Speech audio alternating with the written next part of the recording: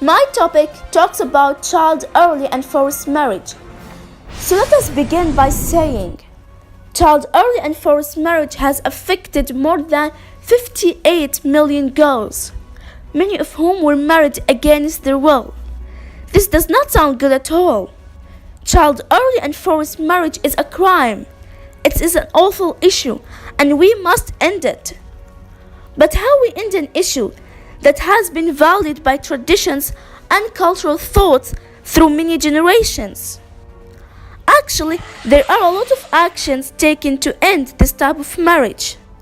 And the most effective actions are prohibiting any marriage that is under 18, empowering girls, and finally, working directly with girls to help them understand their rights.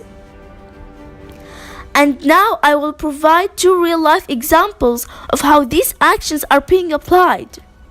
First of all, the United Nations says, accordingly, we call on government to enact, enforce, and raise public awareness of legislation that sets 18 as the minimum legal age for marriage for both girls and boys. As obvious, United Nations has just legislated an international law that prevents anyone from marrying under 18, and the United Nations is punishing anyone who does not follow this rule, and is calling governments to do the same. The second example actually shows one of the governments that are helping UN to end child early and forced marriage, which is the Canadian government.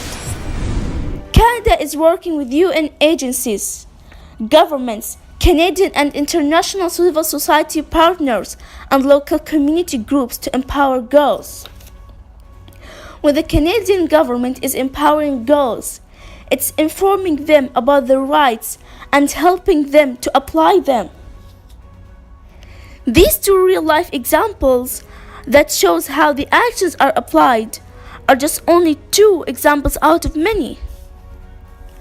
And I will finish my presentation by saying, there are a lot of harmful effects for child early and forced marriage, such as death, suffering from domestic violence, and harmful diseases such as AIDS.